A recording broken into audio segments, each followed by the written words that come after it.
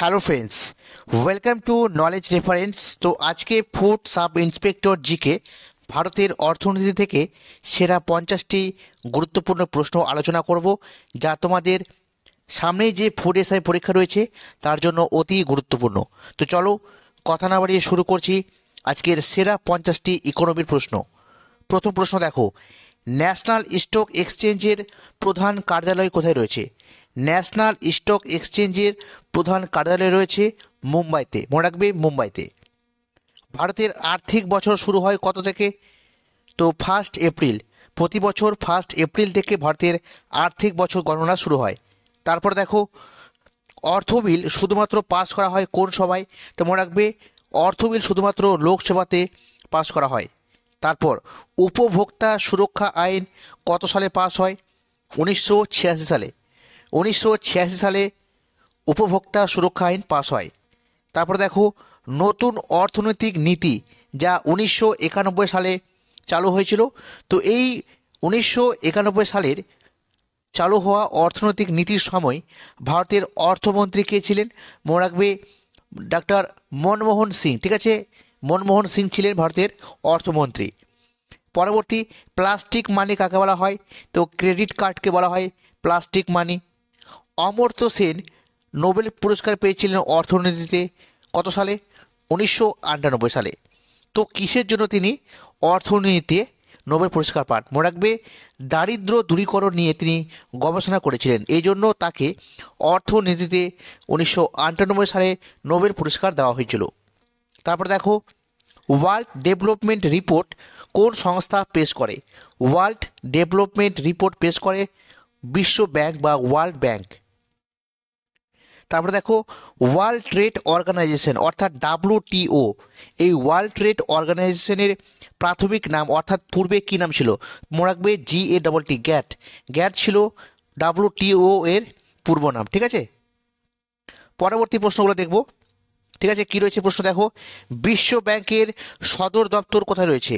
তো মনে রাখবে, ওয়াশিংটন ডিসি। ঠিক আছে, ওয়াশিংটন ডিসিতে রয়েছে বিশ্ব ব্যাংকের সদর দপ্তর। তারপর দেখো, 1991 সালের যে শিল্পনীতি ঘোষণা হয়েছিল সেই সময় ভারতের প্রধানমন্ত্রী কে ছিলেন? তো PV নরসিমহা রাও। ঠিক আছে, নরসিমহা রাও। দেখো 5 নাম্বার কোশ্চেন আমরা কি বললাম, সেই সময় অর্থমন্ত্রী ছিলেন মনমোহন সিং আর প্রধানমন্ত্রী কে ছিলেন? তো PV নরসিমহা রাও। ঠিক আছে, পরবর্তী প্রশ্নগুলো দেখে নেব। সরকারিয়া কমিশন কিসের সাথে যুক্ত? সরকারিয়া কমিশন কিসের সাথে যুক্ত? মনে রাখবে, এই সরকারিয়া কমিশনটি কেন্দ্র ও রাজ্য সম্পর্কের সাথে কিন্তু সম্পর্কযুক্ত। তারপরে দেখো, ন্যাশনাল ফুড সিকিউরিটি বিল কত সালে পাস হয়? ন্যাশনাল ফুড সিকিউরিটি বিল এটা পাস হয় 2013 সালে। পরবর্তী, পশ্চিমবঙ্গ ভূমি অধিগ্রহণ আইন কত সালে পাস হয়? পশ্চিমবঙ্গ ভূমি অধিগ্রহণ আইন এটা পাস হয়েছিল 1973 সালে। তারপর, ভারতের কোন ক্ষেত্রে বা সেক্টরে সবচেয়ে বেশি মানুষ কাজে লিপ্ত রয়েছে? তো কৃষিক্ষেত্র। ঠিক আছে, এই কৃষিক্ষেত্রে কিন্তু সবচেয়ে বেশি মানুষ কিন্তু ভারতে নিযুক্ত রয়েছেন। তারপর, ভারতের প্রথম অবমূল্যায়ন হয়েছিল কত সালে? ভারতে প্রথম অবমূল্যায়ন হয়েছিল 1949 সালে। মনে রাখবে, 1949 সালে। নেক্সট দেখো, সর্বশিক্ষা অভিযান কত সালে চালু হয়? তো 2000 সালে। মিড ডে মিল স্কিমের নতুন নামকরণ কী করা হয়েছে? তো PM পোষণ স্কিম। মনে রাখবে, এটা সম্প্রতিকালে করা হয়েছে। মিড ডে মিল স্কিমের নতুন নামকরণ কী করা হয়েছে? PM পোষণ স্কিম। তোমরা কমেন্টে জানাও, এই মিড ডে মিল প্রকল্পটা কত সালে ভারত সরকার চালু করে? মিড ডে মিল প্রকল্প এটা কত সালে ভারত সরকার চালু করেছিল, এটা তোমরা কমেন্টে জানাও। ঠিক আছে, নেক্সট দেখো, ভারতের ফুড কর্পোরেশন কবে স্থাপিত হয়? ভারতের ফুড কর্পোরেশন স্থাপিত হয় 1965 সালে। মনে রাখবে, মোস্ট ইম্পর্টেন্ট। ঠিক আছে, তারপর দেখো, ভারতের শ্বেত বিপ্লবের সূচনা ঘটে কোন পঞ্চবার্ষিকী পরিকল্পনায়? তো চতুর্থ পঞ্চবার্ষিকী পরিকল্পনায় ভারতে শ্বেত বিপ্লবের সূচনা ঘটে। আর ভার্গেস কুরিয়েন ছিলেন এই শ্বেত বিপ্লবের জনক। তারপর, জনগণের পরিকল্পনা বলা হয় কোন পঞ্চবার্ষিকী পরিকল্পনাকে? তো পঞ্চম পঞ্চবার্ষিকী পরিকল্পনা, যা জনগণের পরিকল্পনা নামে কিন্তু পরিচিত। নেক্সট দেখো, কোন পঞ্চবার্ষিকী পরিকল্পনা বছর পূর্তির আগে শেষ হয়েছিল, অর্থাৎ 5 বছর পূর্ণ হওয়ার আগে শেষ হয়েছিল, সেটা হচ্ছে পঞ্চম পঞ্চবার্ষিকী পরিকল্পনা। সবুজ বিপ্লব কথাটি কে প্রথম ব্যবহার করেছিলেন? তো উইলিয়াম গড, ঠিক আছে, উইলিয়াম গড তিনি সর্বপ্রথম সবুজ বিপ্লব এই কথাটি প্রচলন করেছিলেন। তারপর বোম্বে পরিকল্পনা কত সালে কার্যকর হয়? বোম্বে পরিকল্পনা কার্যকর হয় 1944 সালে, ঠিক আছে। ভারতের প্ল্যান হলিডে কোন সময়কালে হয়েছিল? প্ল্যান হলিডে এটা হয়েছিল 1966 থেকে 1969 সালের মধ্যে, ঠিক আছে। তারপর দেখো, ভারতে কবে ইন্টারন্যাশনাল মনিটারি ফান্ড সদস্য হয়েছিল? তো ভারত ইন্টারন্যাশনাল মনিটারি ফান্ড অর্থাৎ IMF এর সদস্য পদ গ্রহণ করে 1945 সালে, ঠিক আছে। মোস্ট ইম্পর্টেন্ট প্রশ্নগুলো, পরবর্তী প্রশ্নগুলো দেখে নেব। পরবর্তী প্রশ্ন কি রয়েছে দেখে নেব আমরা। 27 নম্বর প্রশ্ন, তো ভারত সরকার কবে, ঠিক আছে, ভারত সরকার কবে কিষাণ ক্রেডিট কার্ড প্রকল্প চালু করেছিল? তো ভারত সরকার কিষাণ ক্রেডিট কার্ড প্রকল্প চালু করেছিল 1998 সালে, মনে রাখবে। ওয়ার্ল্ড ডেভেলপমেন্ট রিপোর্ট পেশ করে কোন সংস্থা? তো IMF অর্থাৎ ইন্টারন্যাশনাল মনিটারি ফান্ড এই সংস্থা ওয়ার্ল্ড ডেভেলপমেন্ট রিপোর্টটি পেশ করে। তারপরে দেখো, 1969 সালে কতগুলো ব্যাংকের জাতীয়করণ করা হয়েছিল? তো 14টি ব্যাংকের জাতীয়করণ করা হয়েছিল। তার পরবর্তী, ভারতের দ্বিতীয়বারের জন্য ব্যাংকের জাতীয়করণ করা হয় কত সালে? তো 1980 সালে। তাহলে প্রথমে করা হলো 1969 সালে 14টি ব্যাংকের জাতীয়করণ, আর দ্বিতীয়বার 1980 সালে টোটাল 6টি ব্যাংকের জাতীয়করণ করা হয়েছিল, ঠিক আছে। আচ্ছা, তারপর দেখো, ভারতের কোন ধরনের বেকারত্ব সবচেয়ে বেশি মাত্রায় লক্ষ্য করা যায়? তো ভারতে ছদ্ম বেকারত্ব বা ছদ্মবেশী বেকারত্ব সবচেয়ে বেশি পরিমাত্রায় লক্ষ্য করা যায়, আর এটি মূলত কৃষিক্ষেত্রে লক্ষ্য করা যায়। তারপর ভারতের 100 টাকার নোটে কার সই থাকে? তো ভারতের রিজার্ভ ব্যাংকের গভর্নরের সই থাকে, ঠিক আছে। 100 টাকার নোটে ভারতের রিজার্ভ ব্যাংকের গভর্নরের কিন্তু সই থাকে।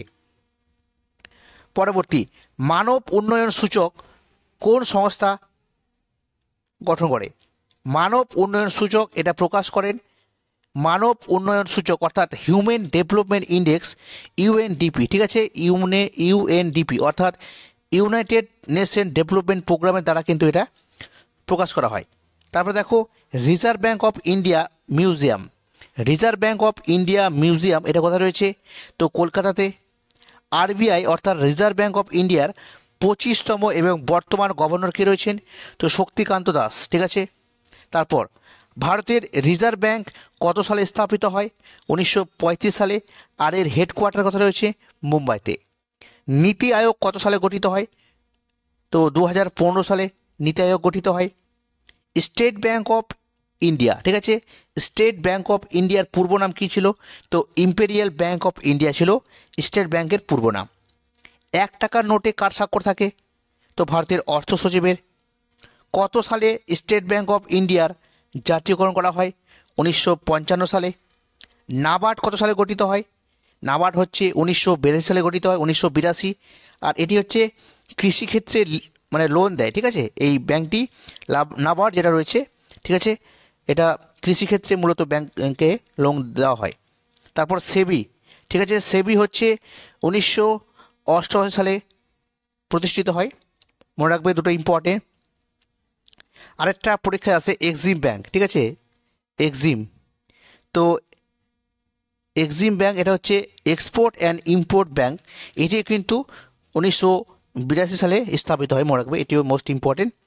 তারপরে দেখো, মানব উন্নয়ন সূচক অর্থাৎ হিউম্যান ডেভেলপমেন্ট ইন্ডেক্সের ধারণার উদ্ভাবক কারা ছিলেন?